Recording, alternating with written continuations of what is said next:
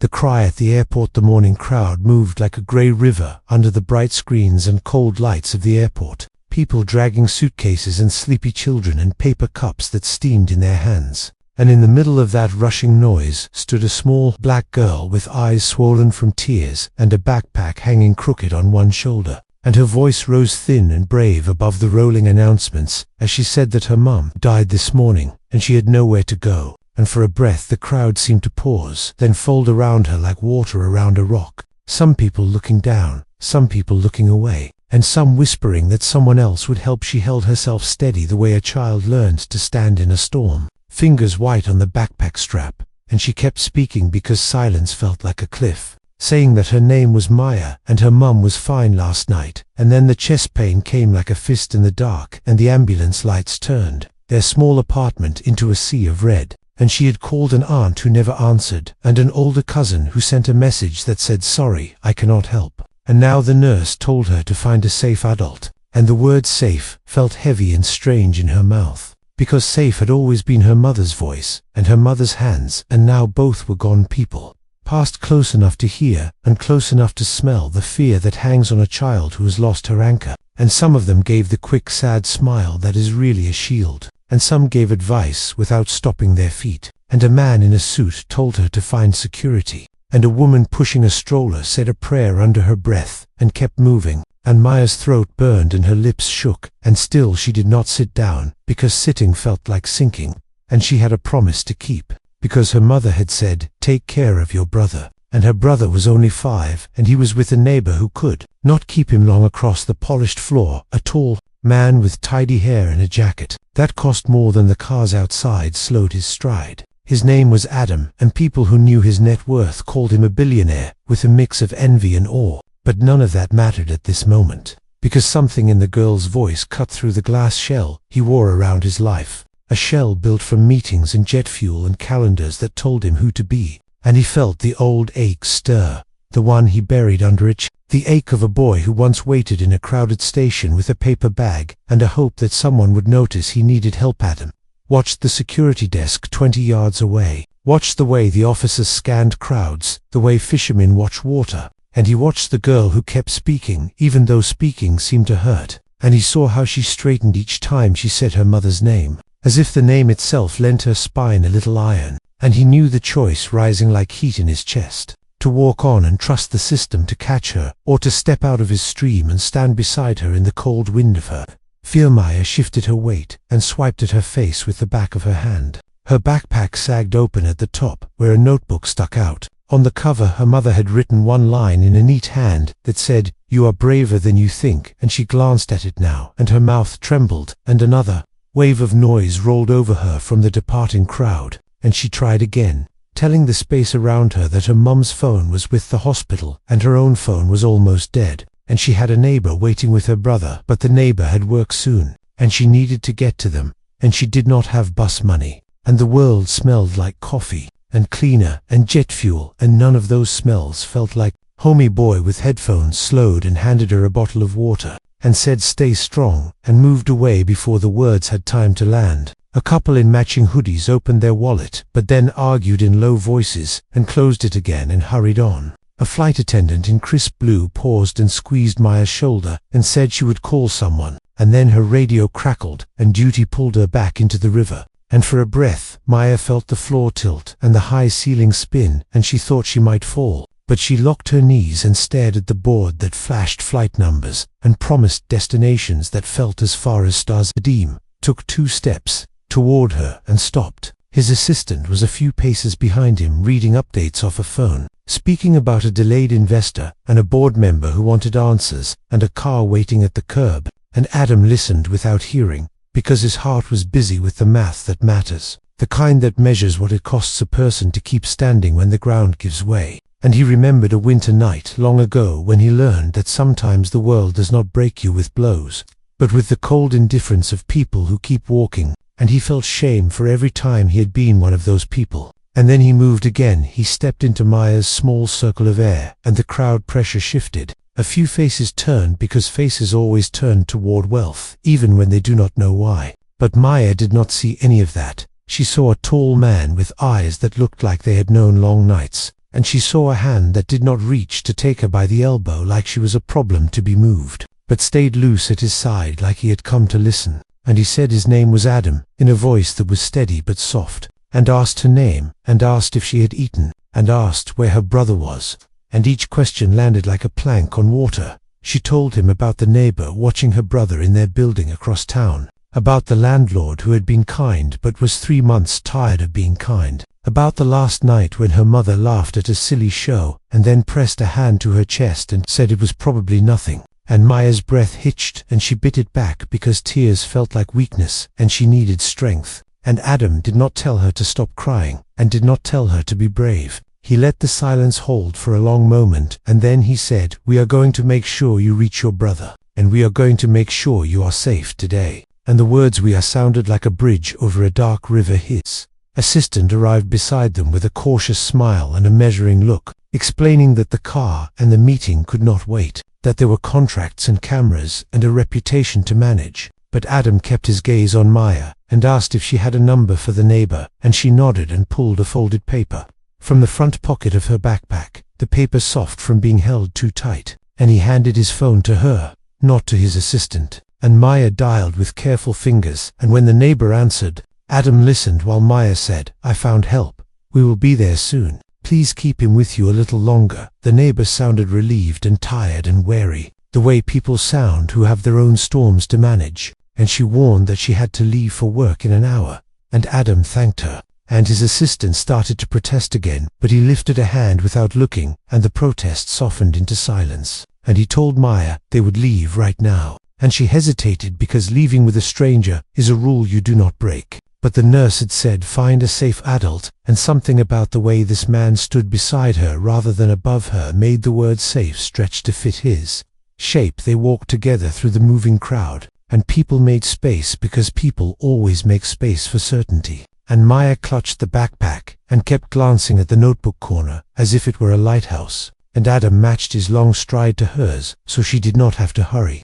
and his assistant drifted along sending messages that sounded like smoke signals of alarm, and the automatic doors breathed them into the outside air where horns and voices tangled, and a sleek car waited with the engine humming like a patient animal. Before he opened the door, Adam crouched so his eyes met Maya's, and he told her again what they would do. First to the neighbor and her brother, then to the hospital to collect her mother's things, then to a place where they could breathe and make a plan. And Maya nodded because a plan is a kind of food when you are starving for safety, and she whispered thank you in a voice that felt older than her years. And he shook his head once, not to dismiss her gratitude, but because the word thank you did not belong to him. It belonged to the mother who had raised a child who could stand in a storm and ask for help without shame. They slid into the car and the door closed and the airport noise fell away like a tide. And for a long moment there was only the sound of Maya's breath and the quiet whir of the road under the tires. And Adam looked out at the world rushing past, and he felt the old ache stir again, and he did not push it down this time. He let it rise and fill his chest, because maybe pain can be a compass when pride has led you in circles. And he thought of all the times he had flown over the city at night, looking down at the lights like stars, forgetting that each light was a life that could be burning or breaking. Maya watched the buildings slide by and pressed the notebook closer to her chest, and the words "you are braver than you think" glowed in her mind like a small warm window, and her shoulders lowered a fraction as if the backpack had grown lighter, and she told herself again that she had to reach her brother and keep him calm and keep him fed and keep the shape of their home from shattering completely, and that for now she would trust this man because trust was the only bridge she had. And she felt the first fragile thread of hope tug at her ribs. The driver asked for an address, and Maya gave it, and Adam repeated it, and the car eased into the faster lane, and the assistant typed messages with the speed of a person trying to hold back a tide. But the tide was already turning, and the city opened in front of them like a book with rumpled pages. And somewhere beyond the next turn, a small boy waited with a stuffed bear, missing one eye, and a neighbor checking the time. And the day that began with a loss too heavy for a child had shifted by 1 careful degree toward something that felt like a chance. Not a promise yet, but a chance. And for now that was enough to keep them both moving forward. The cold walls of Pavlova car moved through the veins of the city with its steady hum, carrying Adam and Maya deeper into a story that neither of them had chosen but both were bound to now. and as the towers of glass and steel rose higher around them, Adam leaned back in the seat, with his mind wandering through corridors he usually kept locked, away from daylight corridors where memories of hunger and abandonment still whispered, no matter how many billions his bank account held, no matter how many accolades newspapers printed beside his name. He had once been a boy, sitting on a cracked bench in a bus terminal, watching grown men pass with cold eyes while his stomach clenched and his heart prayed for someone to stop and ask if he was all right, and though no one did, he had survived by teaching himself that to feel is to bleed, and to build walls is to breathe now. Next to him sat a girl, with the same raw desperation written across her face, and Adam felt the cracks in his walls widen like glass under pressure. His assistant tapped furiously on her phone, muttering that the board would not tolerate this distraction, that investors in Dubai were calling, and the foundation gala was in 2 days with his name headlining the program, and Adam gave her a glance that silenced her because for once he was unwilling to be swallowed by the machinery of schedules and contracts. Maya held her notebook with both hands, tracing her mother's handwriting with her thumb. She looked out of the tinted window at the blur of traffic lights and pedestrians, and tried to memorize the path because her heart screamed not to trust to eyes. But she remembered how Adam's voice steadied her at the airport, how he asked her questions as if she mattered not, as if she were a case to be filed away, but as if her answers could change the direction of the day, and that memory gave her enough courage to stay in the car though the world outside still looked like it could swallow her. The driver turned down an avenue lined with older brick buildings where the city's gloss thinned, and the truth of working families showed in long and corner groceries. Adam leaned forward and asked her to guide them, and she pointed to the corner, where a weathered fire escape crawled down the side of a building like tired bones. The car stopped, and she jumped out, clutching her backpack. She ran up the stoop, 2 steps at a time, and banged on the door, and after a pause, the neighbor opened with a tired scarf tied around her head, a child tugging at her skirt, and Maya rushed inside to scoop her brother into her arms. Adam followed slowly, his assistant stiff at his side. The neighbor looked at him with suspicion, eyes darting between his expensive suit and Maya's trembling form, but she said nothing as Maya pressed her face into the boy's hair, whispering promises that she would not let go. The boy, whose name was Jordan, clung to her neck with both arms, his bear dangling from one hand, and Adam felt the knot in his chest tightened. They sat in the neighbor's small kitchen with mismatched chairs and a clock that ticked too loud for the quiet room. The neighbor explained she had to leave for work, that she could not keep them longer, that social services would have to be called soon if no family stepped forward. Maya's voice cracked as she said there was no one left, no one who wanted them, and Adam saw the despair break through her brave shell. He asked the neighbor if she could wait 1 more hour, and she sighed and nodded, saying she would be late, but she would try. Adam thanked her, and then turned to his assistant, who whispered, "This is not our business. We cannot risk scandal if the press sees us here."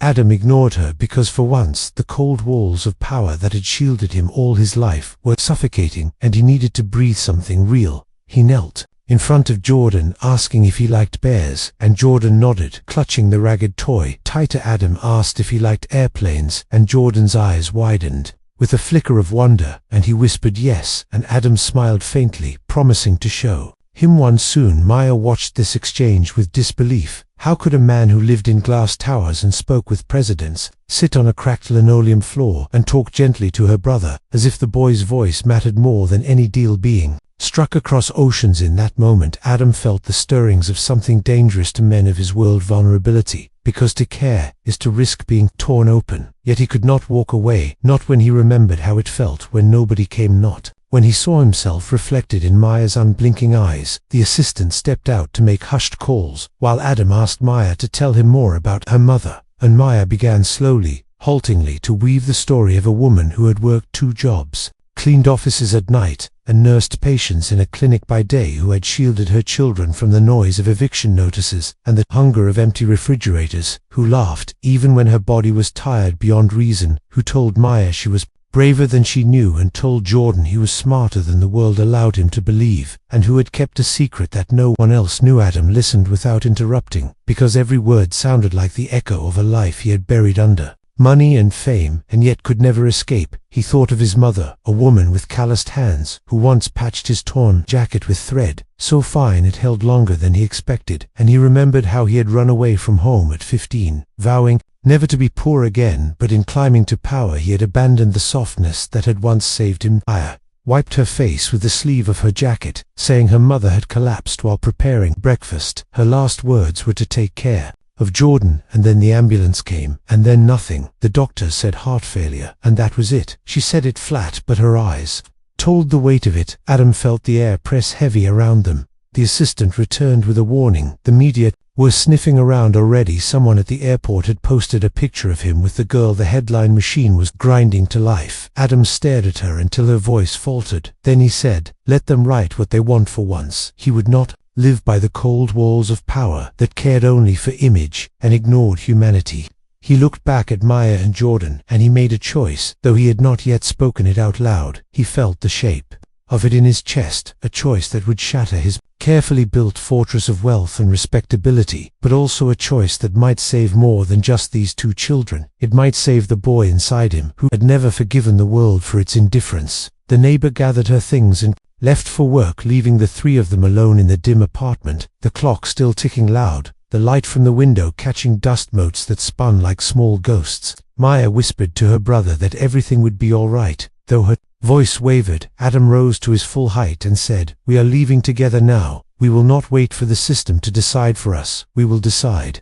And Maya's breath caught at the word "we," because it sounded like a rope thrown to her while she dangled over an abyss. His assistant tried again to reason, reminding him that the law had rules, that guardianship required courts, that the press would accuse him of exploiting tragedy. But Adam silenced her with a look colder than steel, because he had lived long enough behind rules that served power, not people, and he would not hide behind them now. They gathered their few belongings. Jordan clutched his bear, and Maya stuffed her mother's notebook deeper into her bag. They walked back to the waiting car, and as the door shut behind them, Adam felt the chill of his old walls crumble. Piece by piece, he was no longer the untouchable billionaire of boardrooms. He was simply a man who refused to walk past a child crying for help. The city skyline flashed by as they drove, and in the silence Adam wrestled with fear of scandal and loss of control. But beneath it all pulsed something stronger, a fragile but undeniable hope that perhaps compassion could be more powerful than any fortress of money and influence. And as Maya leaned her head against the window, whispering to her brother that they were not alone, Adam felt the first true warmth in his chest in decades, and he knew there was no turning back from this path he had chosen. The cold walls of power that had defined his life were cracking, and through those cracks sunlight was spilling in, enough to guide him toward whatever came next. Whispers of the past. The car moved into quieter streets lined with shadows of trees and old stone buildings, and inside the silence stretched as Maya held Jordan against her shoulder, his small breaths uneven while his bear dangled from his fingers. Adam sat across, watching them both, and in his chest something stirred that he had long locked away, because to feel deeply was a risk he had taught himself to avoid. And yet he could not stop remembering the faint lines of his own past, how it had whispered to him like an echo each time Maya spoke of her mother's struggles. Maya's voice came low, almost as if she were afraid the car itself might judge her, but she began to tell Adam pieces of her life, pieces she had never spoken out loud to a stranger before. She spoke of nights when her mother worked 2 jobs, and she was the one who heated cans of soup for Jordan and pretended to be strong. She spoke of mornings when eviction notices slipped under their door, and how her mother hid them quickly, but Maya always saw. She spoke of neighbors who turned away when they needed help, and of family who cut them off when her mother refused to beg for charity. As the words spilled, they became heavier and heavier, and yet Adam did not interrupt, because every word reminded him of what it was like to be unseen and unheard. His assistant sat rigid with her phone pressed close, sending frantic messages, but Adam's eyes stayed fixed on Maya's face, because he knew that this was not simply a story. This was a confession of survival, whispered by a girl who had been forced to grow older than her years. Jordan stirred and whimpered softly, and Maya kissed his hair, whispering, "It is all right." And Adam noticed the way she carried herself, her shoulders squared as if she had sworn to become a wall for her brother, even though she was barely more than a child herself.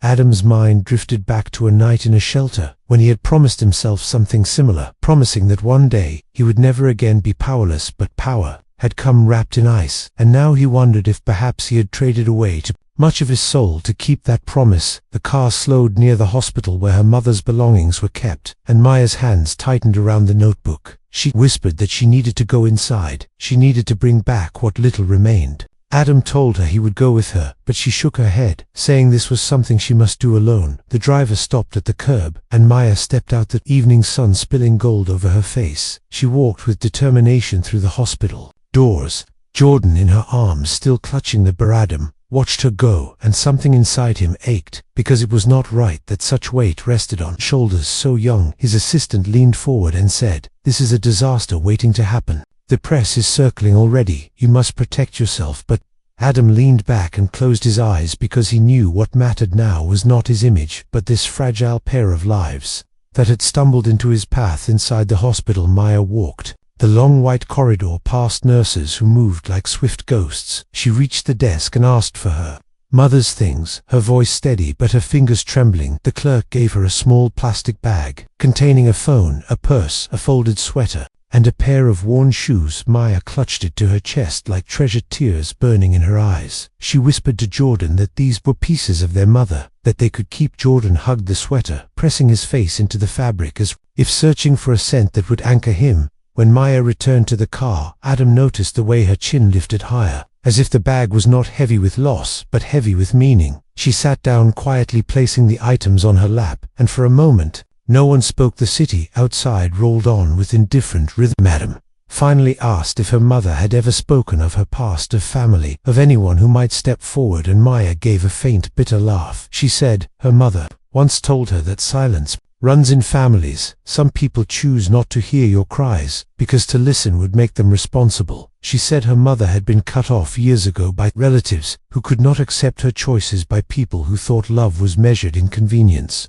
and reputation, not in sacrifice. Adam felt the words pierce him, because they mirrored his own history in ways he had not expected. Maya then lowered her voice further and told him something she had never told Jordan. Her mother used to carry an old envelope hidden in a drawer. She had once shown it to Maya. When bills piled too high, inside the envelope was a letter with Adam's name written faintly across the top. Adam blinked, startled, as she continued. Her mother never explained why, but said that one day, if life grew too hard, Maya should find this man, that he would remember her. Adam's breath caught, because memory rose like a tide in him. He remembered a night more than 20 years ago, when he was still a boy, struggling on the streets. He had collapsed from exhaustion outside a clinic, and a young nurse had taken him in, given him food, and told him not to give up. Her name was Evelyn, the same name Maya had spoken of as her mother. The realization struck Adam like a blow. Evelyn had once saved his life in silence. She had never asked for recognition. She had never sought repayment. She had only given kindness freely. And now, years later, it was her daughter standing before him, asking for nothing, yet carrying everything. Adam's throat tightened, and he turned away to the window because his eyes burned. Maya noticed his silence but did not press. She instead whispered more pieces of her mother's life, stories of how Evelyn would stay up late helping Maya with homework, even after 12-hour shifts, how she sewed clothes by hand because she could not afford new ones, how she told Maya that dignity is not what the world gives you but what you hold inside, no matter how much the world tries to take from you. Adam listened, and each word felt like a mirror reflecting back the debt he never realized he owed. The assistant spoke again, saying this was dangerous, that if the truth about Evelyn and Adam ever reached the press, it could create stories that might ruin his reputation. Adam turned sharply, and for the first time raised his voice, saying, "Then, let it ruin me, because I will not abandon the daughter of the woman who once saved me." The assistant fell silent, eyes wide. The car drove into the city nightlights, beginning to flicker on like stars above concrete, and Adam leaned forward, telling Maya quietly that he had known her mother long ago, that she had once helped him when he had nothing. Maya's eyes widened. She stared at him as if trying to decide if he spoke truth, and then she clutched the notebook tight, her tears sliding down her cheeks. She whispered that she always knew her mother was extraordinary, but she never knew the depth of it. Adam said softly, "Extraordinary does not begin to cover it." Jordan stirred again, murmuring in his sleep. Maya kissed his forehead, whispering promises of safety, and Adam felt a resolve harden inside him. This was no longer chance. This was fate weaving threads from past to present, demanding that he pay the debt he owed, not with money, but with humanity.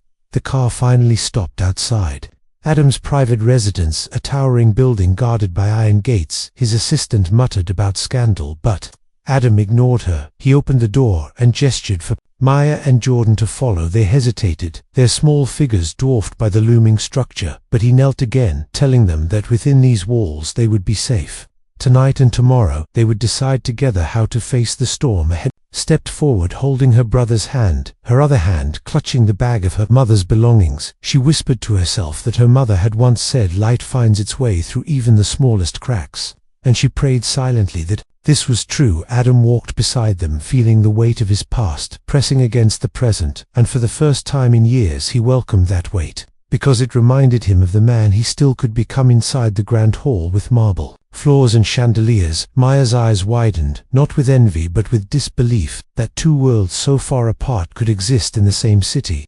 Jordan pressed close to her side, gripping his bear, and Adam looked around his home, suddenly seeing it not as a fortress but as a prison of wealth that had kept him distant from humanity. He told them that tonight they would rest, and tomorrow he would honor the memory of Evelyn, not with words but with action. And as the doors closed behind them, the whispers of the past grew louder, not as ghosts to haunt but as voices to guide, voices that reminded Adam of who he had been and who he must now choose to be, for Maya and for Jordan and for the debt he had carried unknowingly all these years. The offer nobody expected. The night air inside the vast mansion carried a strange quiet. It was the kind of silence that belonged to museums or cathedrals, a silence heavy with wealth and empty of laughter. Maya stepped cautiously across the marble floor, holding Jordan's small hand, her eyes darting to the golden frames on the walls and the endless staircases that spiraled upward. She whispered to her brother that they should not touch anything, afraid the polished floor might shatter under their worn shoes. Jordan clutched his bear tighter, pressing closer to her side, as though afraid the enormous house would swallow him. Adam walked a few steps behind them, his thoughts heavy. His assistant trailed close, sending whispers into her phone, her voice urgent as she spoke to unseen people about the billionaire's reckless choice. Adam finally stopped and told her firmly to hang up. She hesitated but obeyed, the weight in his tone leaving no room for argument. He then turned his gaze back to Maya and Jordan had realized how small they looked inside this cavern of glass and stone, and he felt shame that he had lived surrounded by this excess, while Evelyn's children had grown in shadows fighting hunger. And fear. A housekeeper entered from the kitchen door, surprised to see children in the mansion at this hour, her face frozen between curiosity and concern. Adam explained in a steady voice that Maya and Jordan were his guests, and that she should prepare the guest wing for them. The housekeeper nodded, though confusion lingered in her eyes. She hurried off to ready the rooms. Maya pulled Jordan closer, whispering again that they should stay out of the way. Adam noticed and crouched down so his eyes met hers. He told her, "You are not in the way, you belong here." Tonight Maya's lips parted slightly, her face uncertain, as though the words were too heavy to believe. She whispered that they had never belonged anywhere except the apartment that was no longer theirs. Adam replied that sometimes belonging does not come from places, but from people who refuse to let you fall. She stared at him, uncertain whether to trust his promise, and in her silence Adam heard echoes of his own past, promises broken too many times to count. Dinner was served, though neither Maya nor Jordan ate much. Maya kept glancing at the clock on the wall, as if waiting for this dream to end, and for reality to snatch them back. Jordan picked at breadcrumbs, pushing them into small piles on the plate, his bear sitting in his lap.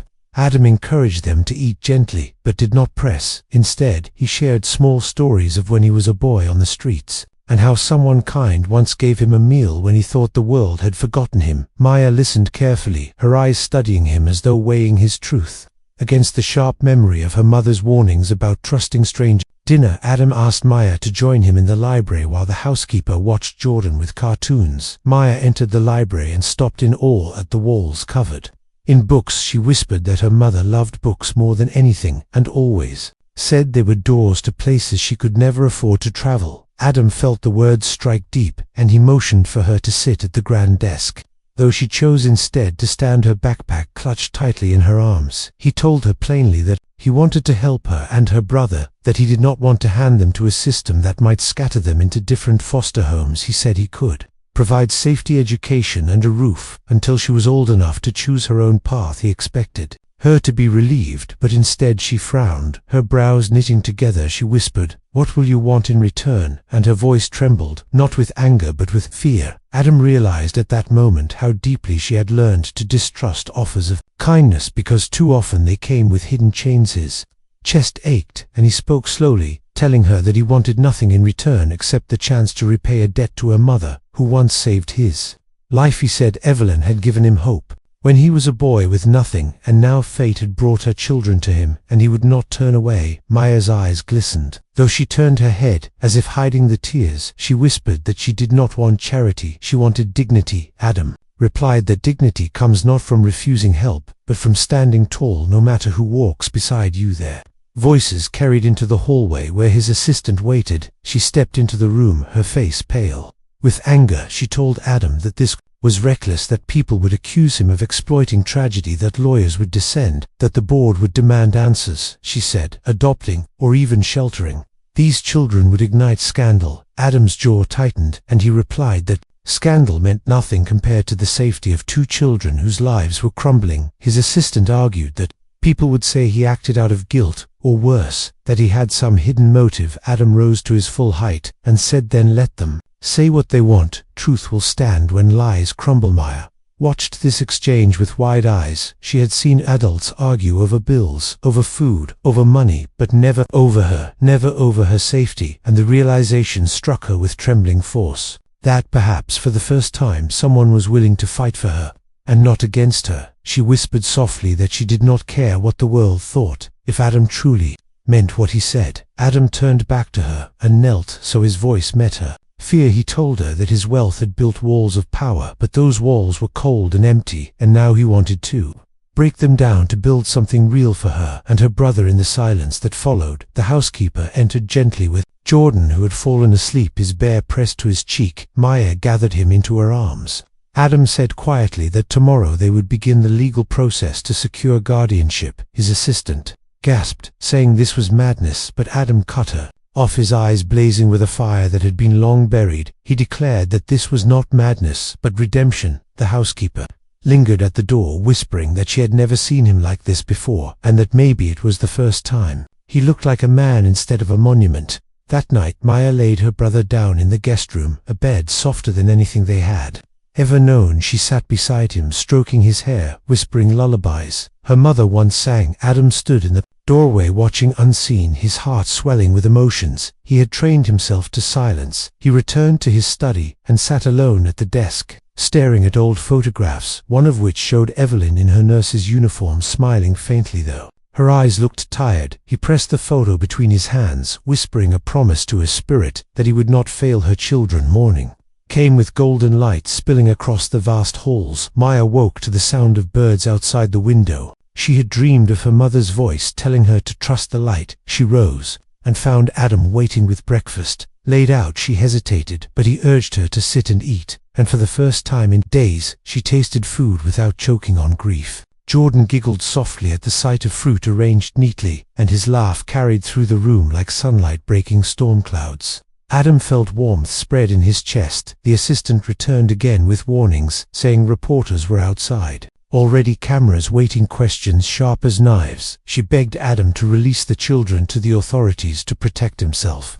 Adam turned to Maya and asked her what she wanted. Her eyes widened, that he even asked. No adult had ever given her the choice. She whispered that she wanted to stay with her brother, that she wanted them to be together, always. Adam nodded and declared to the assistant that was the only answer that mattered. Word spread quickly through the city that the billionaire had taken in 2 orphaned children. Tongues wagged, headlines spun, critics sharpened their knives, but Adam held steady in his resolve. He made a public statement, not crafted by advisors, but spoken in his own words. He said the world measures success in numbers, but forgets that humanity is measured in compassion. He said he was simply honoring the kindness once shown to him, and he would not apologize for it. The media erupted, some praising him, others doubting his motives, but Adam no longer cared. Maya watched the press conference on a television in the guest room, holding Jordan's hand. She whispered to him that maybe the world would finally see them not as burdens, but as children who deserved love. She knew battles still lay ahead. She knew whispers would follow them like shadows, but for the first time she felt a thread of hope weaving into her fearedom. returned to them after the speech, his expression weary, but his eyes alight. He told Maya that storms were coming, but they would face them together. She asked quietly why he cared so much, and he answered because long ago someone taught him that the greatest power is not in wealth or status, but in choosing to stop for the child who cries in the crowd. And because he had once been that child, Maya's throat tightened, and she whispered, "Then we will not forget what you have done." Adam shook his head softly, saying, "Do not thank me, live bravely. That will be thanks enough." Jordan laughed again, hugging his bear, and the sound echoed through the cold halls, filling them with warmth that had been absent for years. And so the offer nobody expected had been made, not a transaction, not a gesture for cameras, but a promise forged from the ashes of the past. A promise that would test them all, but also a promise that would begin to heal what life had broken, the breaking point.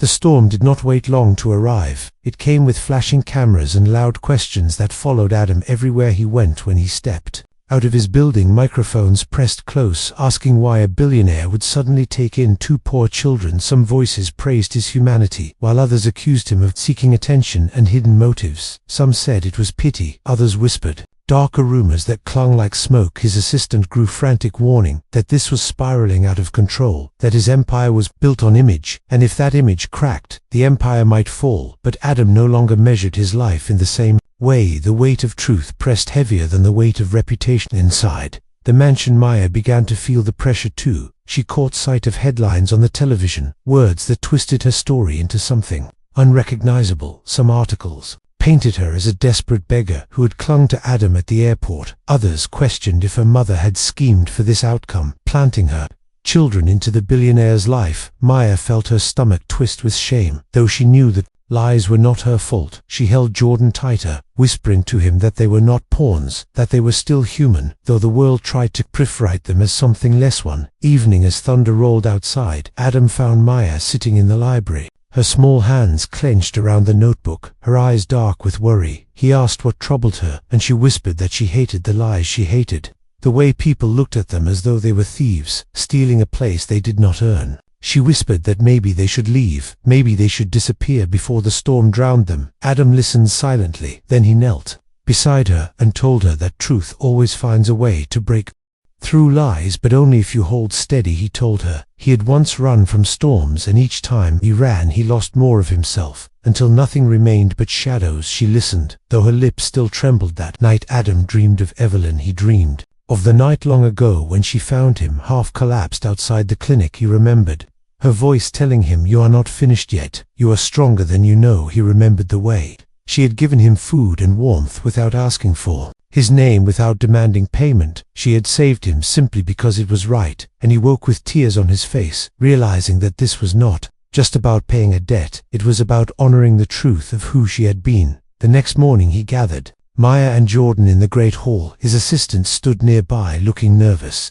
Adam spoke plainly, telling them both that he would never force them to stay, but if they chose to, he would fight every battle that came. He said he had discovered something that might change everything. He said Evelyn had kept records and letters from years past, letters that revealed she had once been part of the clinic staff that saved countless lives in the poorest parts of the city. Tucked among those records was proof that she had personally saved Adam's life when he was a boy near death from exposure. The records bore her signature and his old street name. That revelation hit Maya like lightning. Her mother had never spoken of it out of humility, but here was proof undeniable that fate had tied their lives long ago. The assistant gasped, realizing what this meant if the truth became known. Adam would not be seen as a manipulator, but as a man repaying a sacred debt. Adam did not care about the image, but he cared that Maya knew the depth of her mother's courage and strength. Maya clutched the papers to her chest, tears spilling. She whispered that her mother had been their hero all along, and now the world would finally see it. Jordan asked softly if this meant people would stop being mean. Adam smiled faintly, saying, "People may never stop being mean, but truth gives you armor." The storm outside grew louder. Reporters camped at the gates. Questions blared through every screen. Adam's board called an emergency meeting, demanding his presence. They warned him that the company's stock was trembling. Investors were nervous. Adam stood in the boardroom, listening to men in suits speak of numbers and risks and image, and when they demanded he explain his choices, he told them the story of Evelyn. He told them how she had saved him when no one else cared, and how he now refused to abandon her children. Silence filled the room because they had expected excuses and strategy, not raw truth. Some mocked him, saying compassion has no place in business. Others sat quietly, shame flickering in their eyes. Adam rose, declaring that if the company could not survive his humanity, then it was not worth surviving. The news spread quickly that the billionaire had revealed a hidden debt owed to a nurse who once saved him. Public opinion began to shift slowly, the whispers of scandal turning into murmurs of respect. Though critics remained, their voices no longer carried the same weight. At the mansion, Maya faced her own breaking point when a group of reporters cornered her outside the gates on her way back from school, shouting cruel questions about whether she was using Adam for money. She froze, her brother's hand clutched in hers, the world spinning around her, until Adam appeared, striding through the gate, his voice commanding as he told the reporters to back away. He placed his hand gently on Maya's shoulder, guiding her inside. She trembled, whispering that she could not handle this, that she wanted her mother back, that she wanted the world to leave her alone. Adam knelt and told her he understood. He said, "Pain like this does not vanish, but it can transform you into someone stronger," he said. Her mother's last gift was not just her words, but the strength to survive the breaking. Maya listened, her tears flowing, and for the first time she let herself lean against him, trusting that he would not let her fall. Jordan curled against her side, and for a moment the cold walls of the mansion seemed warmer, filled with something close to family. That night Adam stood on the balcony overlooking the city lights. He thought of all he had built, and all he might lose yet. For the first time he felt peace, because he knew he had chosen the right path. He had chosen humanity over power, and in that choice he had found something more valuable than all his wealth. Maya wrote in her notebook that evening words her mother once taught her. She wrote that strength is not the absence of fear, but the decision to keep walking through it. She wrote that maybe broken things can still shine. She closed the notebook with a small smile and whispered to Jordan that they would be all right. The breaking point had come with storms of doubt and rivers of tears, yet in surviving it, they had discovered the bond between past and present. The bond that tied Evelyn's kindness to Adam's redemption, and the bond that would carry Maya and Jordan forward. No matter what battles still lay ahead. Day home. At last the days that followed carried the echo of storms, but also the first rays of calm. The reporters lingered outside the mansion, their cameras clicking, their words sharp but no longer cutting through as they once did, because the truth had begun to seep out into the public veins. People were learning who Evelyn had been, not just a nurse, but a woman who gave her strength to strangers and asked nothing in return. The story spread of how she had once saved a young runaway who grew to be the billionaire, standing now in defense of her children. Whispers of scandal slowly shifted into whispers of respect, and for the first time the world began to see Maya and Jordan not as pawns of pity, but as children bound to a legacy of quiet courage. Inside the mansion, change was unfolding with each passing day. Jordan's laughter began to bounce off the cold marble halls, softening their edges.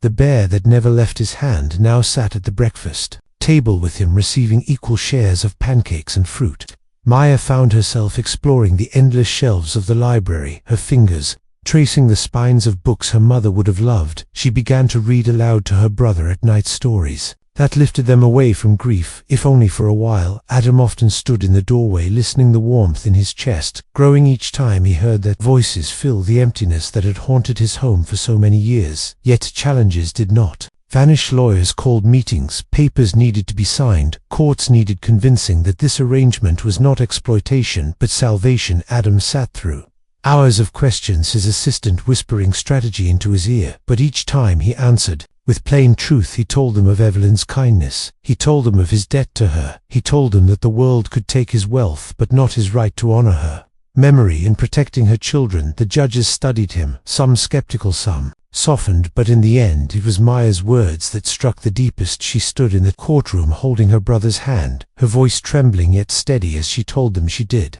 not want money, she only wanted a home. She said Adam had given them safety when the world turned away. She said her mother had once believed light could find its way through cracks, and now she saw that light in him. The courtroom fell silent, and the judge finally nodded when the decision came that Adam would be granted guardianship. A wave of relief swept over them. Maya hugged Jordan so tightly he squealed. Adam closed his eyes, feeling the weight of his walls shatter completely. He had thought power was in the cold strength of solitude, but he now knew it was in the fragile yet unbreakable bonds of love and responsibility. The news flooded the world, once again this time, not with suspicion but with awe. People spoke of the billionaire who had risked reputation for compassion, who had chosen family over empire. Critics remained as they always do, but their voices sounded hollow against the roar of admiration. Adam received letters from strangers, telling him his choice had reminded them of kindness, telling him they too wanted to live differently.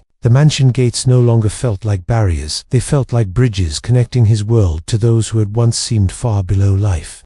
Inside the mansion transformed further. Adam no longer dined alone at long tables, but sat with Maya and Jordan, close, sharing meals that tasted brighter for the company. Maya began her schooling again, this time in a place where she was encouraged, not dismissed. She studied late into the night, determined to honor her mother's dream for her. Jordan found joy in small things, drawing airplanes in crayon, showing them proudly to Adam, who promised to take him to see one up close. Their laughter rang in halls that had once echoed only with silence. One evening, as the sun painted the sky in amber, Maya asked Adam why he had chosen them when he could have turned away. Like so many others, Adam's gaze grew distant, and he told her that long ago he had built walls to protect himself from pain, but Evelyn had once taught him that walls may keep out hurt, but they also keep out love. He said that when he heard her cry at the airport, he felt those walls crack, and for the first time in decades he chose not to repair them, but to let them fall. Maya listened, her eyes wide, and whispered, "Then maybe broken things can still hold light." Adam smiled and said, "Perhaps broken things hold more light than unbroken ones."